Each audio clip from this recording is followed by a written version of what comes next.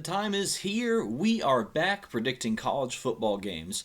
After skipping the first round and quarterfinal games because we knew we'd get them all wrong, we tried to predict them. We are here to predict the college playoff semifinal games and talk about each of the four teams that are left, how they got here, and what they're going to do next. Game number one, Glensdale, Arizona, the Fiesta Bowl, Miami versus Ole Miss. This is a matchup of old school violence in the trenches versus basketball on grass. Miami's run in the playoff got off to a very controversial start, as they had been ranked behind Notre Dame for the better part of the last half of the season, and then suddenly on Selection Sunday, they being the selection committee, moved Miami above Notre Dame like they should have done weeks before, because Miami does own a head-to-head matchup over Notre Dame, but it is what it is. So Miami went to Texas A&M, which is one of the tougher environments to play in the entire country, and it was a rock fight like we haven't seen since 2011 when LSU went to Bama.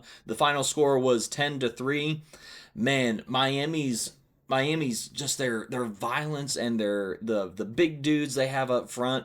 It negated A&M's rushing attack, which has been one of the best in the entire country. They had some top-notch offensive linemen. They had a mobile quarterback. They had probably like freaking half a dozen NFL caliber tailbacks, and they got shut down by Miami. And without that run game, A&M could only muster up 3 points. And Miami got a little bit more than 3 points, and that was all that was going to take to win that first game. So it was a good win, a close win, away game, first round of the playoff. A&M was a good team. They went 11-1, because they didn't make it to their conference championship game. But, most of us, maybe me included, I'm not going to say for sure, but most of us thought, okay, they made it past the first round. Good for Miami, good for Mario Cristobal, good for Carson Beck, all that stuff. They're not making it past Ohio State. Ohio State should have beat Indiana. Ohio State really should be the number one team in the country. Ohio State is probably going to win this entire national championship. Ohio State was favored to beat Miami by 2 scores. They were favored to win the entire national championship by FanDuel. And Miami just went in there and they took Ohio State by the shirt, and they just pushed them up against the wall, and they just kept doing that. They took a few punches to the face, and Ohio State really just could not match just the power that Miami had in the trenches. Defensive line was dominant all night long. Offensive line really went on a tear there late, and Miami ran for over 150 yards, I want to say, on one of the nation's top defenses, period. And Miami won 24-14. Pretty solid, really good win. I would say probably the second best win of the postseason. I'll get to the best win of the postseason later on. But man, 2 good wins, 1 extremely impressive win, and now Miami's heading into the Fiesta Bowl. On the other side, Ole Miss got served up a cupcake in the first round of the playoffs. That cupcake was known as Tulane. It is green wave flavored and could not muster up any defense, as Ole Miss scored over 40 points. And they had that easy win at home, biggest sporting event in Mississippi history. And then they went to play Georgia in the Sugar Bowl. And it was a rematch of a regular season game, but Ole Miss was without their head coach, because Lane Kiffin left for greener or purple and yellower pastures at LSU. And it just looked like the odds were stacked against Ole Miss. Georgia was on an upward trajectory. They were looking really good. That defense looked shored up. Gunnar Stockton was making clutch plays left and right. And Ole Miss, what were they going to do without Lane Kiffin? Their defense was already really suspect. Now without the offensive acumen of Lane Kiffin, what were they supposed to do? Well, they played one of the greatest games of backyard football that we saw all season, and they took down Georgia while being down by double digits at halftime. Maybe not double digits. No, 2 scores at halftime. They were down 2 scores at halftime to Georgia. Georgia had not lost while holding a halftime lead in about 57 games, and they finally did. Trinidad Chambliss put on an offensive clinic. Ole Miss's defense came up with just enough stops, and they sent Georgia packing. And with Georgia and Ohio State, who were the 2 main culprits to win the championship, out of the picture, the playoff had never looked more wide open than it did the night that the Sugar Bowl ended. But those were those games. Now with this game, well, let's state the obvious. Miami has a pretty sizable advantage in the lines of scrimmage, both on the offensive and defensive lines. That comes as no surprise to anyone, but Georgia did too. Maybe not as sizable as Miami's, but they did.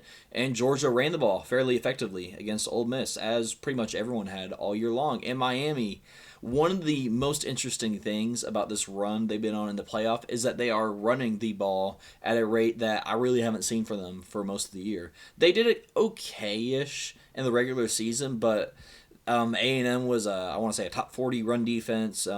Miami ran for over 100 on them.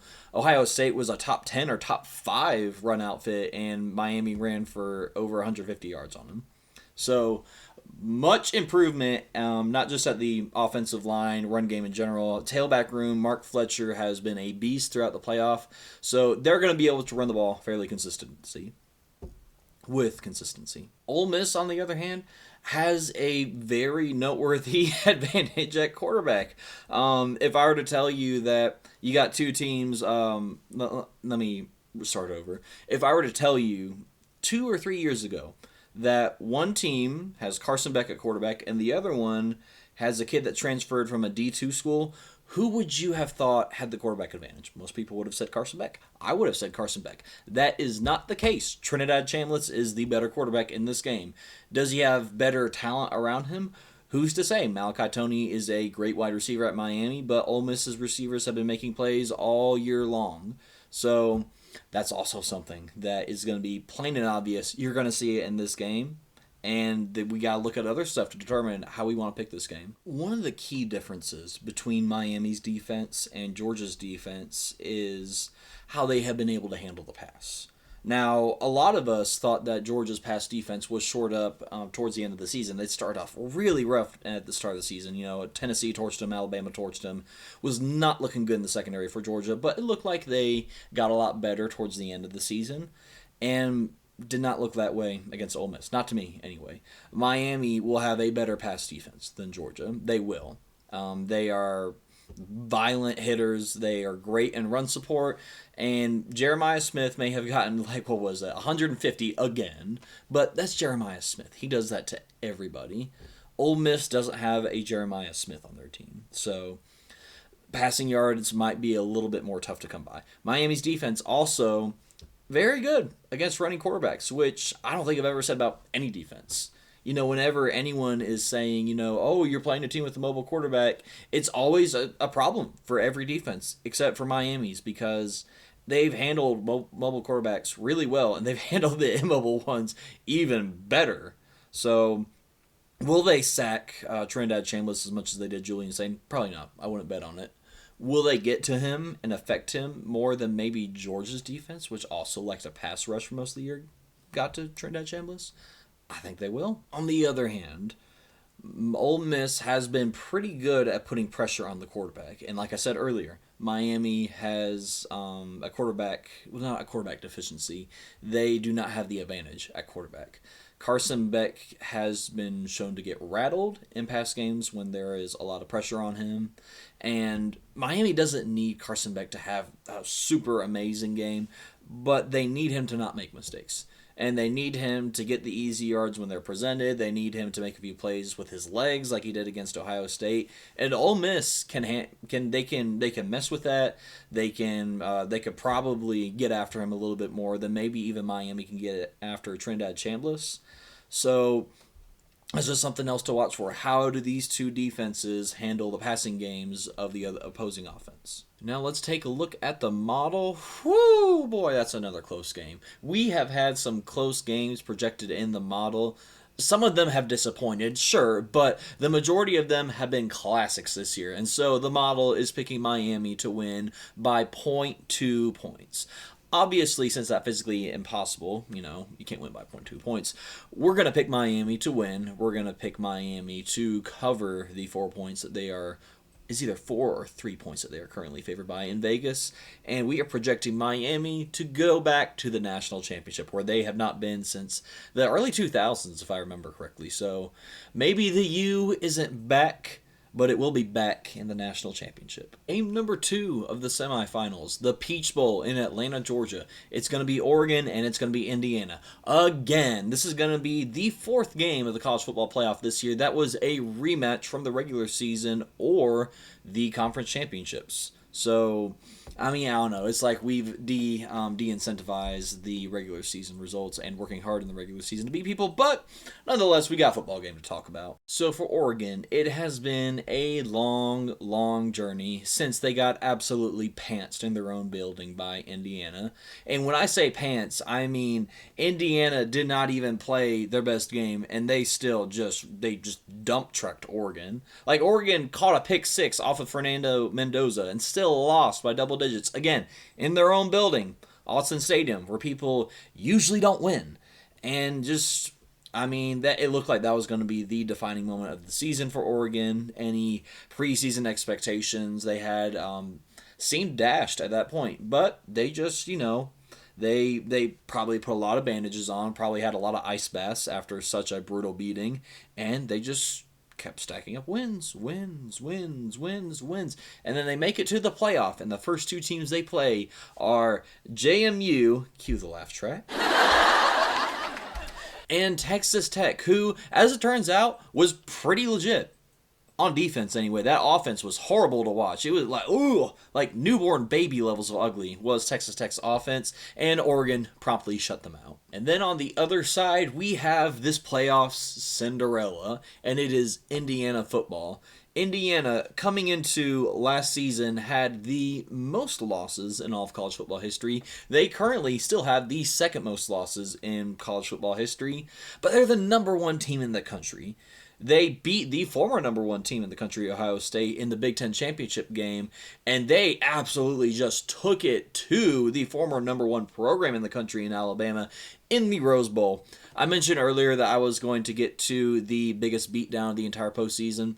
This was it. Alabama did not have a chance to win that game. This was not a fluky game. Indiana went to the Rose Bowl. They were tougher in the lines of scrimmage. They were better at the skill positions. Their quarterback did a better job since, Alabama has been playing one who apparently had a broken rib.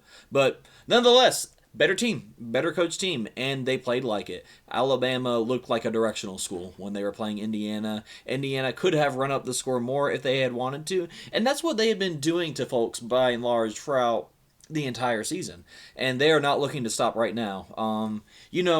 For a Cinderella like this, by now, if this was the BCS or the 14 playoff, they would have won the national championship by now. But, we expand this playoff to let, the new up-and-comers in, try to give them an easier shot, but yet we have made it harder for Indiana to win a national championship when they arguably very much so deserve to at this point. So with this game, you may think, kind of easy to predict. We already saw this game before. It was at Oregon. It was really one-sided. It should probably be even more one-sided now.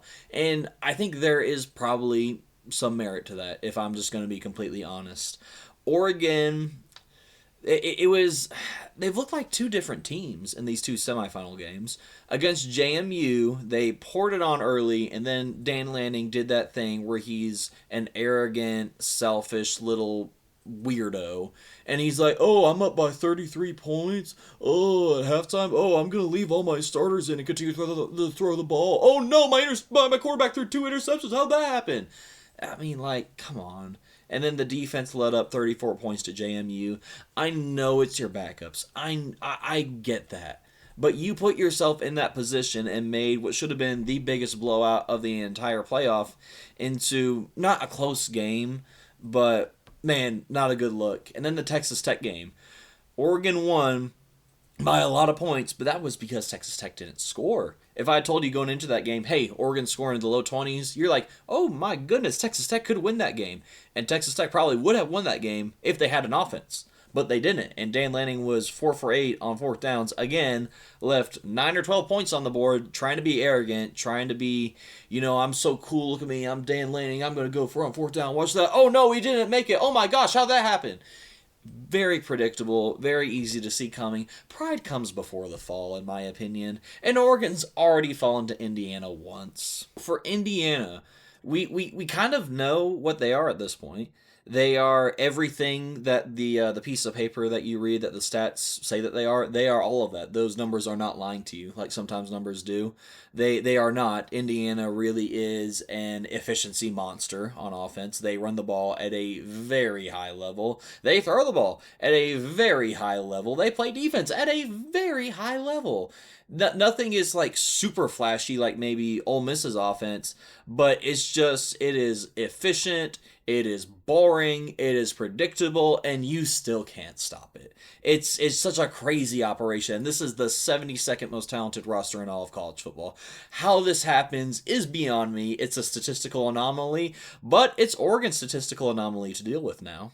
And so now we are going to turn it over to everyone's favorite for some reason, numbers guy, Stats and Info. Stats and Info, can you tell us a bit about the Oregon-Indiana game, what the model is saying, and what the people should be looking for in this matchup to determine which one of these two teams is going to go to the national championship? Happy semifinals day, everyone. Wow, we got some exciting, kind of unexpected matchups here.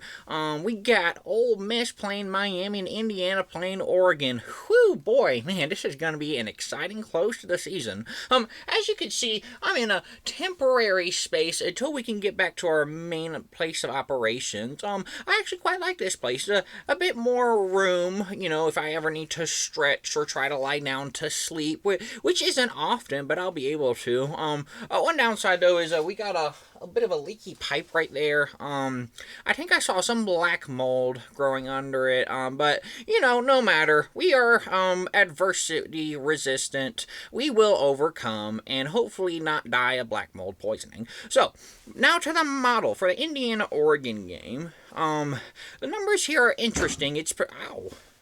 Oh, sorry about that. The numbers here are interesting. It's picking Indiana to win, but only by about 3 points, which is in line with the Vegas spreads. But it's interesting because last time Indiana and Oregon played, Oregon needed a pick six to prevent that game from turning into a blowout because Indiana was just taking it to them on the lines of scrimmage. This game, we have a little bit of a similar theme here. Not in that it's a blowout, but that Indiana is expected to win the line of scrimmage battle. Their game run points, which is based off of how Oregon's defense will affect their run offense, is only expected to lose about 4 points. Oregon's is going to get cut in half, according to the model. That's pretty significant considering we like to talk about Dante Moore for Oregon, all these flashy wide receivers. That offense is run-based. They run to set up the pass. If they can't run the ball, then you're going to put Dante Moore in third and long. You're going to be going for it on fourth down over and over again. And unlike Texas Tech, which couldn't, they probably couldn't run the ball on a peewee team, Indiana's going to be able to play some offense. They're going to be able to score some points. So if you're Oregon, and you don't have a balanced offense here, you're going to put yourself in trouble. Dan Lanning left like a gazillion field goals on the board trying to go for it on fourth down against Texas Tech. Here, you just can't do that. So, it's picking Indiana. It's picking it close. I have a slight feeling that the margin of victory for Indiana going to be a bit more significant than that. So, Indiana going to beat Oregon according to the model and advance to the national championship. So that is going to conclude this week's episode of Fourth and Goal. We would like to remind you, very kind people, that we are so thankful that you are watching this show, that you are somehow, for some reason, subscribing, and that we are a Pop-Tarts show now. Did you see the Pop-Tarts Bowl? Greatest sporting event on the face of the earth, in my humble opinion. Would be way better than, let's say, like, the Dr. Pepper Bowl. We have never liked Dr. Pepper. Who would say such a thing? Why am I talking about it? I don't know. I just know we are not sponsored by Dr. Pepper. We're not sponsored by Pop-Tarts either, but we could be one day.